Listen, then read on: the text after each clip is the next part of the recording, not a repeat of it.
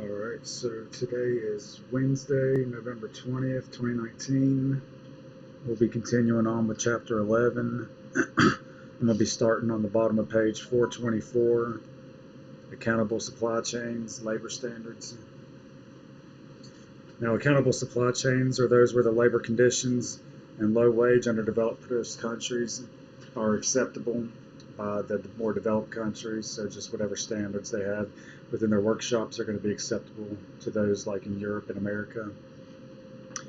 Now, beginning in 2000, in part because of the growing power of the internet to empower the citizens to report around the world, the realities of global supply chains have slowly become more transparent to the public.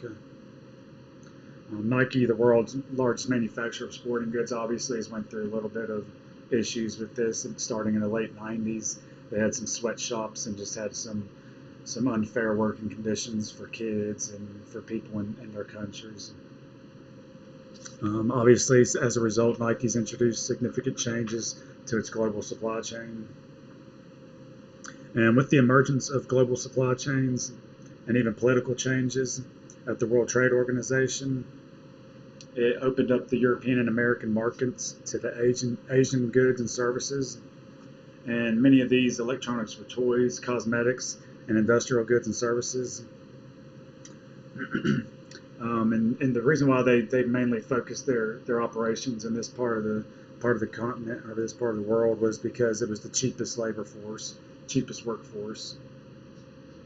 But the labor conditions in these factories did not meet the minimum labor standards of Europe or America. Many pointed out that labor conditions were brutal in the United States and Europe in the beginning of the 19th and early 20th century, when these countries were building to the economic stability that they have now. So they're pretty much making the argument that if we had to do it, then there's nothing wrong with these other countries having to do it as well. A number of groups in the last decade have contributed to the efforts to make global supply chains more transparent to reporters and citizens, and this is with hopes to develop minimal standards of accountability.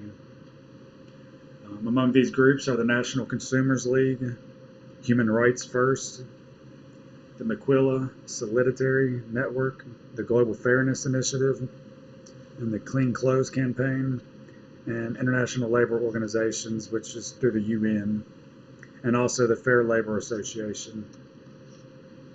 The FLA, which is the Fair Labor Association, is made up of businesses with offshore production and global supply chains, with universities and private organizations. And the FLA is going to conduct interviews with workers and make unannounced visits to these workshops in other countries and do audits. In March of 2012, the FLA released an investigation on Hon Precision Industry Company. This company is known as Foxconn. It's an assembler of almost all the iPhones and iPads, and it operates as an alleged to be the largest factory in the world, and it has over 250,000 workers, so pretty substantial size workforce there. And the audit revealed that the conditions at Foxconn, there was over 50 legal and code violations within this factory. Of those legal code violations, some things that were included was requiring too many hours of work a week, and even failing to pay workers overtime for their hours worked over their normal work week, and as well hazardous conditions that ultimately injured some of the workers. Next is sustainable supply chains, lean, mean, and green. Pretty much sustainable business is just a call for these corporations just to be as concerned with their environmental effects and the effects of people within their workshops as much as they're concerned with the bottom line or their profit. Now, there has been a lot of pushback from firms saying that it just impeded upon their profits too much, so they obviously tried to fight this.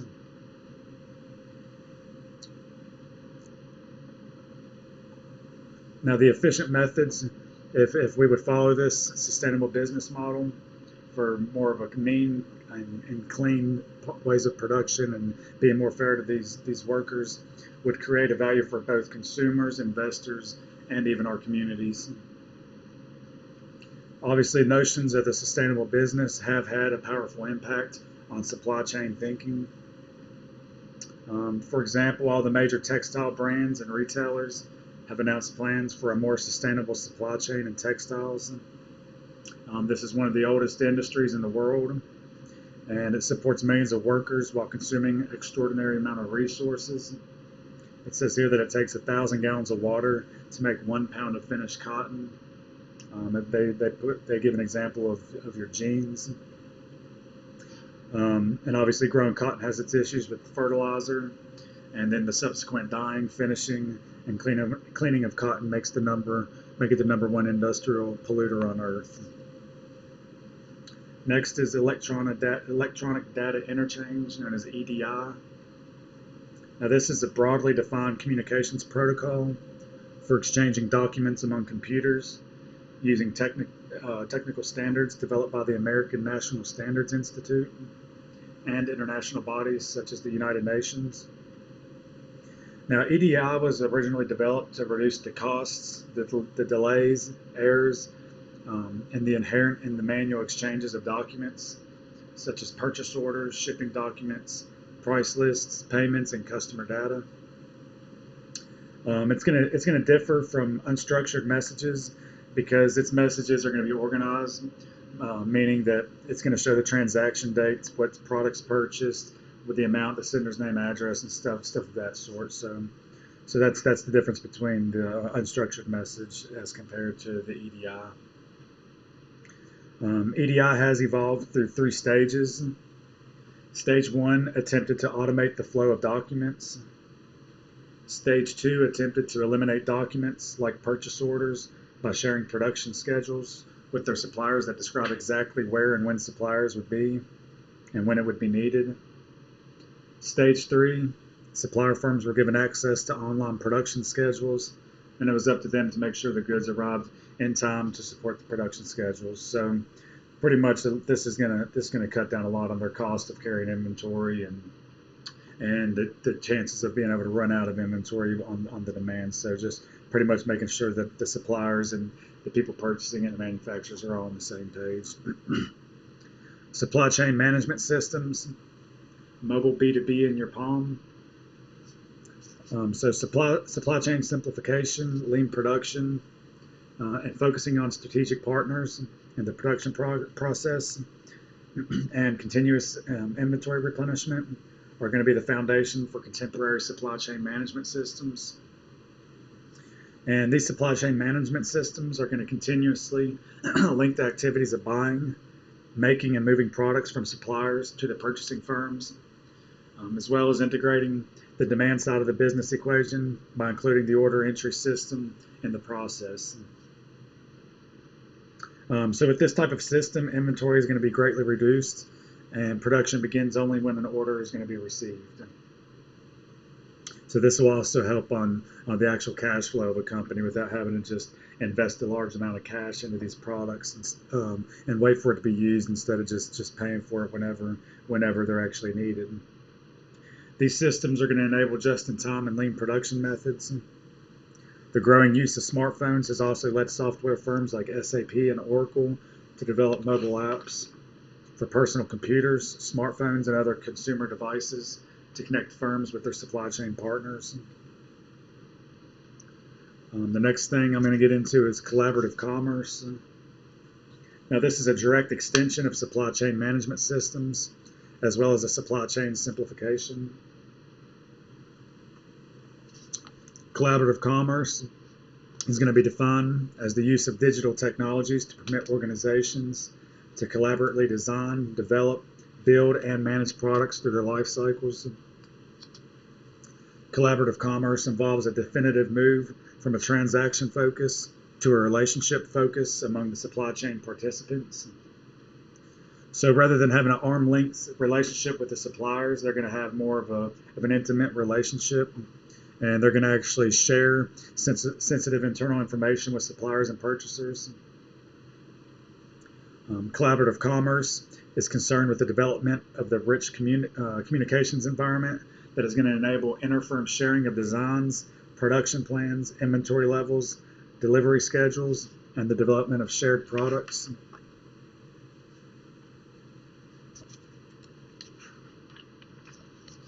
Next, social networks and B2B, the extended social enterprise. So it's a short step from collaboration with vendors, suppliers, and customers to a more personal relationship that's going to be based on conversations with participants in the supply chain using social networks. And this is going to be both for private and public. Now, social networks can provide the intimate connections among customers, suppliers, and logistics partners. And these are needed to keep the supply chain functioning and to make decisions based on current conditions. Now, in many cases, supply chain social networks are private, and they're owned by the largest firm in the supply chain network. And in other cases, firms develop Facebook pages to organize conversations among supply chain network members. Now we get into the main types of internet-based B2B commerce. There's going to be two generic types of internet-based B2B commerce systems. Net marketplaces, which tend to be open to the public, and then private industrial networks. Now, net marketplaces are also going to be referred to as exchanges. Now, these are going to bring together potentially thousands or millions, however many people are on the exchange, of sellers and buyers into a single digital marketplace that's going to be operated over the internet. Now, these net marketplaces are going to be transaction-based and support many-to-many as well to the many-to-one relationships and bear some resemblance to financial markets, such as the New York Stock Exchange, which I'm sure everyone has heard of or familiar with.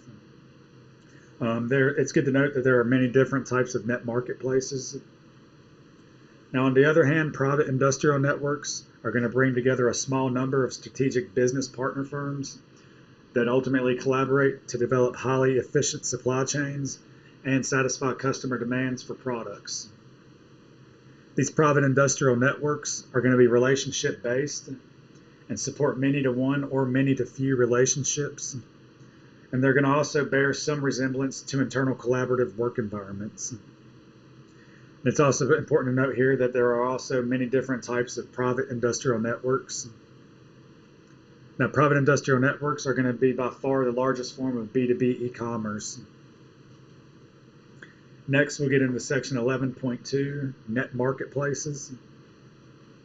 These are going to be one of the most compelling visions of B2B e-commerce. That electronic marketplace on the internet is going to bring thousands of fragmented suppliers into contact with hundreds of major purchasers of industrial goods. And this is going to be for the purpose of conducting frictionless commerce. The hope here was that these suppliers would compete with one another on price and that transactions would be automated and even at a lower cost. And as a result, the price of industrial supplies would fall. So obviously this would be a benefit to the consumer.